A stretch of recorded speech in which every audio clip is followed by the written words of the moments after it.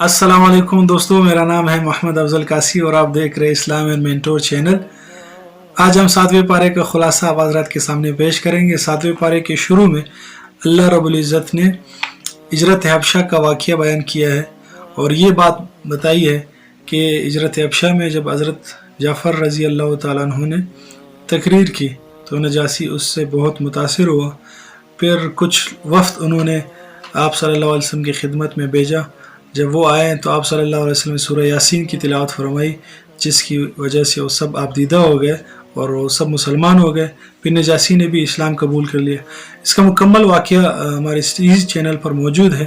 ہجرت حبشہ کے واقعے سے پورے تاریخ اسلام موجود ہے، تو اس میں یہ واقعہ بھی ہے، آپ وہاں چیک کر سکتے ہیں، دیکھ سکتے ہیں اگر آپ کو تفصیلات چاہیے۔ دوسری بات، اس میں قسم کی اقسام بتائیے کہ قسم کی کتنی قسمیں ہیں وہ بتائیے اور ان کا کفارہ بتائیں۔ تو قسم کی 3 قسمیں بتائی ہیں۔ ایک قسم جو لغو ہوتی ہے، جو لوگ تکیہ کلام میں استعمال کرتے ہیں، جیسے کہ اکثر عرب کو آپ نے لوگوں نے دیکھا ہوگا واللہ واللہ کہتے رہتے ہیں، تو اس کا کوئی معنی نہیں ہے، اس کا کوئی کفارہ نہیں ہے۔ ایک وہ قسم کے زمانے ماضی میں انسان نے کوئی کام کیا ہو اور وہ سمجھ رہو کہ یہ کام میں نے کیا ہے، لیکن قسم کیا ہے کہ وہ کام میں نے نہیں کیا اور وہ بھول چکا ہوں، تو یہ بھی لغو قسم ہے۔ اور دوسری قسم وہ ہے کہ زمانہ مستقبل میں کوئی کام کرنے کا ارادہ کرے اور کہ خدا کی قسم میں یہ کام کروں گا، تب اگر وہ کام اس نے نہیں کیا تب اس پہ کفارہ ہے، اس کو وہ کام کرنا چاہیے۔ تیسری قسم وہ ہے کہ اگر کسی نے زمانہ ماضی میں کوئی کام نہیں کیا اور یا کر لیا ہے اور وہ جان بوجھ کر اسے یاد بھی ہے کہ میں نے یہ کام نہیں کیا ہے یا کیا ہے، پھر بھی وہ قسم لیتا ہے کہ خدا کی قسم میں نے وہ کام نہیں کیا یا کر لیا ہے، تو اس پہ گناہ ملے گا۔ اس کا کفارہ نہیں ہے، اس کا صرف توبہ اور استغفار ہے۔ اس شخص کو توبہ اور استغفار کرنی چاہیے۔ اور اگر کوئی ناجائز چیز کی قسم کسی نے کہی ہے تو چاہیے کہ انسان اس کو چھوڑ دے اور قسم کا کفارہ ادا کرے۔ تو قسم کا کفارہ کیا ہے وہ بیان فرمایا ہے کہ یا تو انسان 10 مسکینوں کو 10 دن تک کھانا کھلائے۔ اب 10 مسکینوں کو کھانا کھلانا، اس کا یہ طریقہ بھی کر سکتے ہیں کہ جو علماء نے لکھا ہے کہ 115 روپیہ مسکین کا ایک وقت کا کھانا بن جاتا ہے، تو اس کو 10 سے ملٹیپلائی کریں 2 وقت تو تقریباً 22, 23, 2400 روپیہ بن جاتے ہیں۔ وہ ایک مسکین کو آپ دے دیں، یا 10 مسکینوں کو کپڑے دینا، یا ایک غلام آزاد کرنا، غلام تو آج کل نہیں ہے، یا 3 روزے رکھنا۔ ان میں سے جو بھی آپ کر سکے وہ کر لے، قسم کا کفارہ ادا ہو جائے گا۔ آگے اس میں احسان کے بارے میں بتایا کہ آپ احسان کیا کرو، اللہ تعالیٰ احسان کرنے والے کو پسند کرتے ہیں۔ اب احسان کیا ہے؟ احسان ویسے کام کو اچھا کرنے کو کہتے ہیں کہ کسی کام کو وسائل جو آپ کے پاس موجود ہے اس میں رہتے ہوئے اس کو اچھے سے اچھا کرنا یہ احسان ہے۔ کوئی بھی نیکی کا کام اس کو احسان کہتے ہیں۔ لیکن ایک حدیث میں احسان کو بتایا گیا ہے کہ آپ اللہ کی عبادت ایسے کرو کہ کأنک ترا، کہ تم اللہ کو دیکھ رہو۔ اگر اس طرح نہیں کر سکتے فإنہ یراک، تو اس طرح کرو کہ اللہ رب العزت تمہیں دیکھ رہے۔ تو یہ احسان کے بارے میں بتایا گیا۔ اسی طرح حضرت عیسیٰ علیہ السلام کا مکالمہ ذکر کیا گیا ہے کہ اللہ رب العزت قیامت کے دن حضرت عیسیٰ علیہ السلام سے پوچھیں گے انت قلت، کہ کیا تم نے لوگوں سے کہا تھا کہ مجھے اور میری والدہ کو الہ بناؤ؟ تو حضرت عیسیٰ علیہ السلام کے بارے میں آتا ہے کہ وہ ان پر کپ کپی طاری ہو جائے گی، اور ایک میں آتا ہے کہ وہ بے ہوش ہو جائیں گے، اور ایک میں آتا ہے کہ ان کے جسم کے تمام اعضاء سے خون نکلنا شروع ہو جائے گا اس خوف اور دبدبے کی اور رعب کی وجہ سے۔ تو حضرت عیسیٰ علیہ السلام کہیں گے کہ میں نے اس طرح نہیں کہا تھا، میں تو آپ کا بندہ اور رسول ہوں، یہ لوگ خود انہوں نے میرے اوپر یہ بہتان باندھا اور مجھے الہ بنایا۔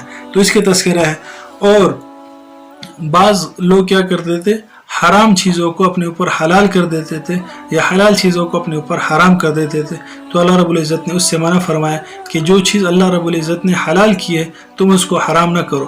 وہ اونٹنی جو وہ اپنے بتوں کے نام پہ وہ چھوڑ دیتے تھے، اس کے مختلف نام کا بھی تذکرہ ہے، تو پھر اس کا دودھ نہیں پیتے تھے، اس کا گوشت نہیں کھاتے تھے، بہت ساری اقسام یہاں بیان کی گئی ہیں۔ تو اللہ رب العزت نے معیار بتا دیا کہ حلال و حرام میں معیار اللہ رب العزت کی شریعت ہے.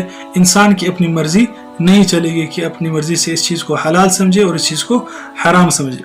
پھر آگے جو اسلام کا مرکز ہے کعبۃ اللہ، وہاں کے احکامات بتائے کہ انسان جب احرام باندھ لے تو اس پر اشکار کرنا حرام ہے اور بہت ساری پابندیاں اس پہ آ جاتی ہیں، تو اس کے متعلق بھی یہاں بات کی.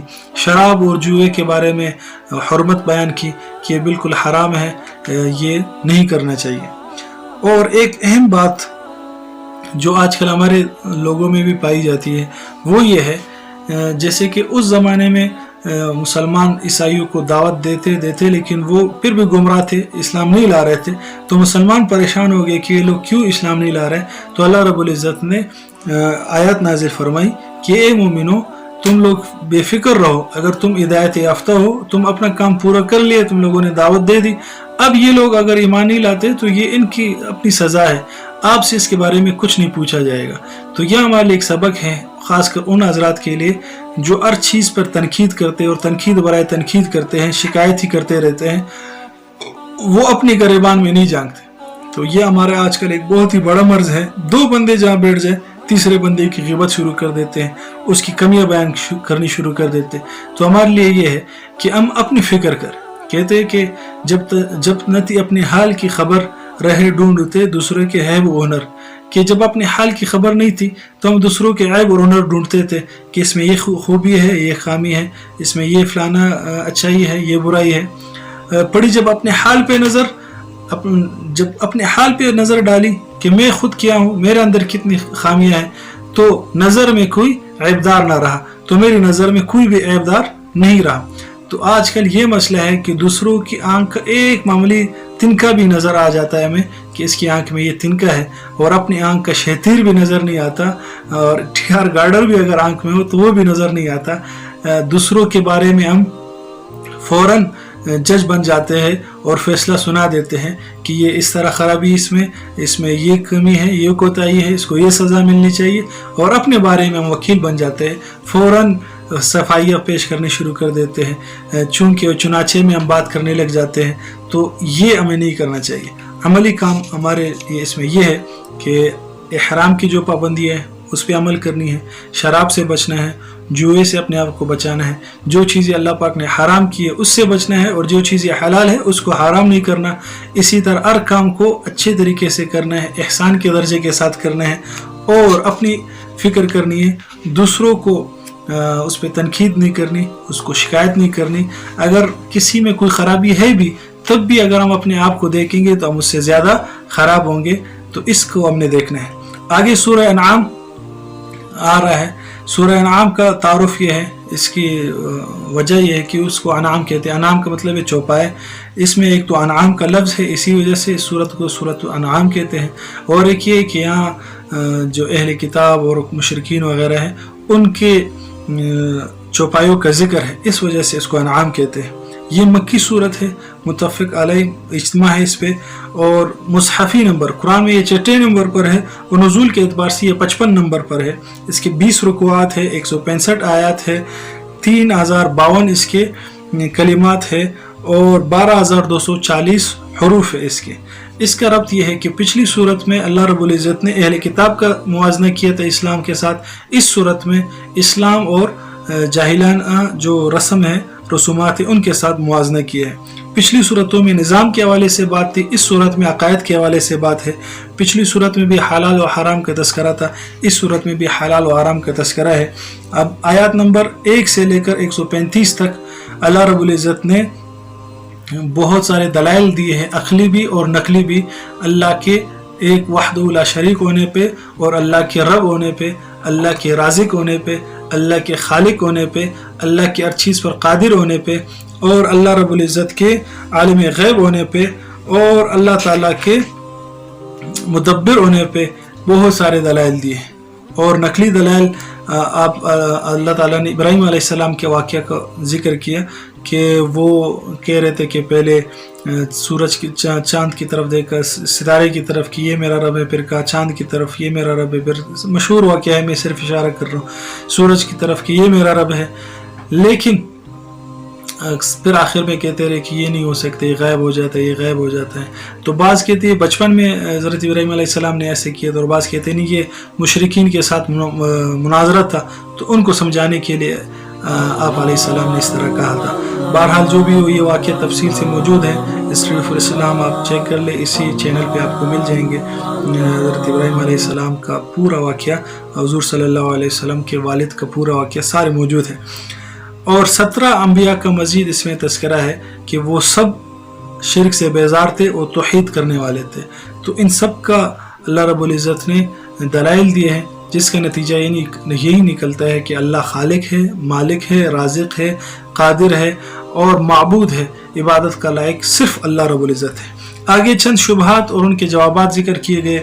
مشرکین یہ کہتے تھے اگر ہمارے اوپر کوئی لکھی ہوئی کتاب بھی نازل کر دے جسے ہم اپنے ہاتھوں سے چھو لیں، لیکن پھر بھی یہ مشرکین اور کفار یہ ایمان نہیں لائیں گے. اور پیغمبر یہ اعتراض کیے کہ پیغمبر فرشتہ کیوں نہیں ہے، اور یہ سوال کیا کہ پیغمبر ہماری طرح اس کے بشری تقاضے کیوں ہے، اور دولت مند آدمی کیوں نہیں ہے، غیب کی باتیں کیوں نہیں جانتا، اور مختلف اس طرح کی لچر ایسے اعتراضات کیے. تو ان سب کا جوابات اللہ نے ان آیات میں دے دیا کہ اگر فرشتہ بھی بنا دیتے تب بھی آپ کا اعتراض ہوتا کہ یہ تو فرشتہ ہے، اگر انسان بنا دیتے فرشتوں کی شکل میں آئے گا فرشتہ تب بھی آپ کہتے کہ یہ تو مشکل ہے، پتہ نہیں یہ فرشتہ ہے یا انسان ہے، ہمیں کچھ بات پتہ نہیں. یعنی غرض جس طرح بھی کرتے آپ نے لازمی اعتراض کرنا تھا. تو اس کے سارے دلائل یہاں دیے گئے ہیں. آگے آداب دعوت بتائے ہیں کہ اللہ رب العزت نے آپ صلی اللہ علیہ وسلم اور صحابہ کو دعوت، اور ہمیں بھی، کیونکہ یہ امت آخری امت ہے، دعوت کا کام ابھی ہماری ذمہ داری ہے. کنتم خیر امت اخرجت للناس تأمرون بالمعروف وتنہون عن المنکر وتؤمنون باللہ، کہ تم لوگ بہترین امت ہو، لوگوں کی نفع رسانی کے لیے نکالے گئے ہو، بلائی کا حکم کرتے ہو اور برائی سے منع کرتے ہو. تو یہ ذمہ داری ہماری بھی ہے. تو دعوت کے جو آداب یہاں مذکور ہیں وہ ہمیں بھی اپنانے چاہیے، یہ ہمارے لیے عملی سبق ہے. تو پہلا اور ہر ادب کو قل کے ساتھ ذکر کیا. قل کہہ دیجئے کہ اللہ تعالیٰ کا اور غیر اللہ کا فرق واضح کرنا ہے، حق کے معاملے میں اپنا انداز واضح کرنا ہے کہ کیا حق ہے اور کیا باطل ہے.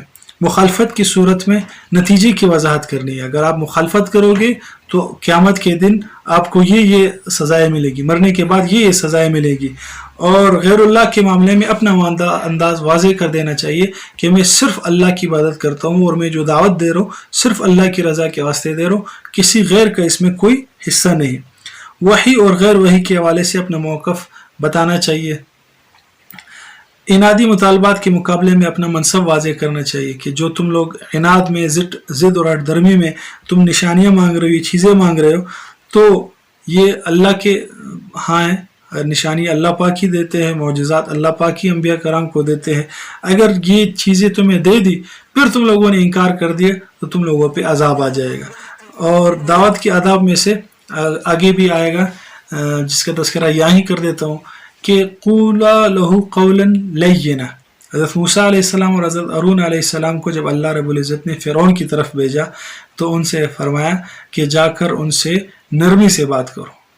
تو ہمارے استاد محترم فرماتے تھے کہ دیکھو حضرت موسیٰ علیہ السلام اور ہارون علیہ السلام سے کوئی بھی زیادہ تقویدار شخص ابھی اس دنیا میں اس دور میں موجود نہیں ہوگا، یہ 2020 میں.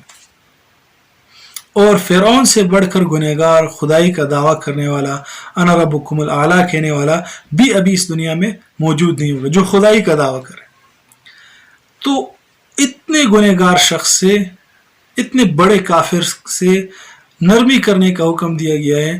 تو جو دعوت دینے والے حضرات ہیں، جو اپنے مسلمانوں کو دعوت دیتے ہیں یا غیر مسلموں کو دعوت دیتے ہیں، تو ان کو کتنی نرمی کے ساتھ بات کرنی چاہیے.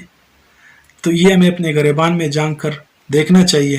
ایک اور ہمارے استاد کی کتاب میں نے پڑھا، انہوں نے لکھا ہے کہ دعوت دینے والے کو ایسی دعوت دینی چاہیے جیسے کہ وہ ایک بنگی ہو، وہ ایک صفائی کرنے والا ہو، ایک کچرا اٹھانے والا ہو، اور سامنے والا جس کو دعوت دے رہا ہے وہ شہزادہ ہے اور بادشاہ کا بیٹا ہے یا بادشاہ ہے. تو وہ جو کچرے اٹھانے والا ہے وہ سامنے والے سے کتنی نرمی اور پیار سے بات کرے گا. تو ہمیں بھی اسی طرح نرمی سے، پیار سے دعوت دینی چاہیے لوگوں کو، تاکہ لوگ زیادہ سے زیادہ اسلام کی طرف آئے. یہ نہ کہ بھائی لوگوں پہ سختی کی جائے اور ان کو تانے دیے جائے کہ تم تو گنہگار ہو، تم تو فاسق ہو، تم تو فاجر ہو. یہ ہمارے ایک استاد نے کہا کہ کبھی خدا نہیں بننا. تم نے کہا یا استاد جی خدا ہم کیسے بنیں گے؟ کہا کہ خدا کا کام ہے لوگوں کو جنت میں ڈالنا اور جہنم میں پھینکنا، اور ہمارا یہ کام نہیں ہے.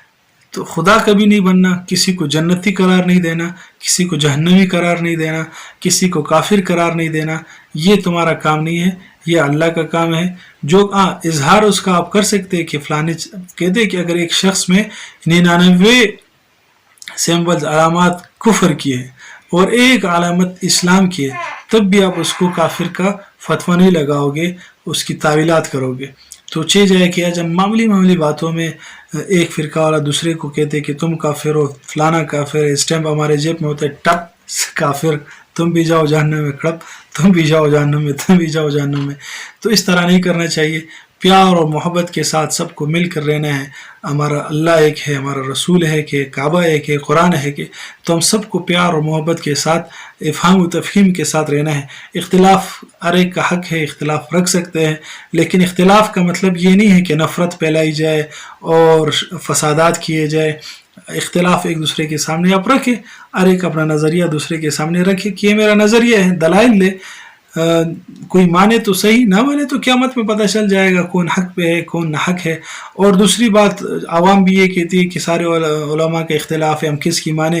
تو ان حضرات سے جو یہ بہانہ بناتے ہیں، تو ان سے میری یہ گزارش ہے کہ حضرت جو متفق علیہ چیزیں ہیں، نماز، قرآن کی تلاوت، ذکر و اذکار، قربانی، حج اور اسی طرح اچھے اخلاق، یہ ساری وہ چیزیں ہیں جو تمام فرقوں کے نزدیک اس پہ عمل کرنا لازمی ہے اور اس میں کوئی اختلاف نہیں ہے. اب وہ چیزیں تو ہم چھوڑ رہے ہیں کہ بھئی نماز نہیں پڑھنی، اس پہ اختلاف کریں گے کہ کہاں تک اٹھایا جائے، کہاں باندھے جائے، لیکن اس کی فکر نہیں کریں گے کہ بھئی جو نماز نہیں پڑھ رہے اس کو نماز پہ لے. تو ہمیں کوشش کرنی چاہیے کہ جو متفق علیہ چیزیں ہیں، کہ قبر میں جو سوالات ہیں متفق علیہ ہے، من ربوں کا تمہارا رب کون ہے، مادینوں کا تمہارا دین کیا ہے، من نبیوں کا تمہارا نبی کون ہے.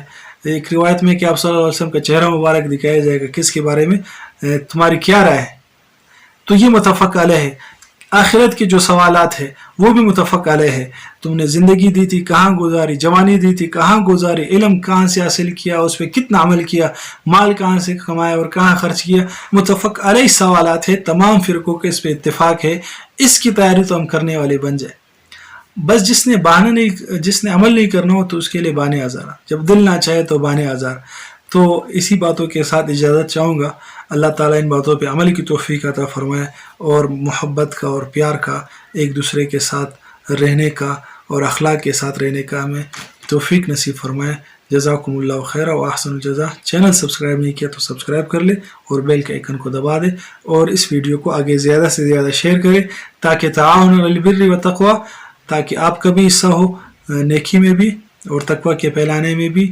اور الدال علی خیر کفاعلہ، نیکی کی طرف رہنمائی کرنے والا ایسا ہے کہ جیسے کہ اس نے نیکی کر لی. اور بہت ساری اس میں ہے جس پہ میں نے بات کی ہے. آپ حضرات سے گزارش ہے کہ چینل کو سبسکرائب کر لیں اور آگے فارورڈ کریں. السلام علیکم.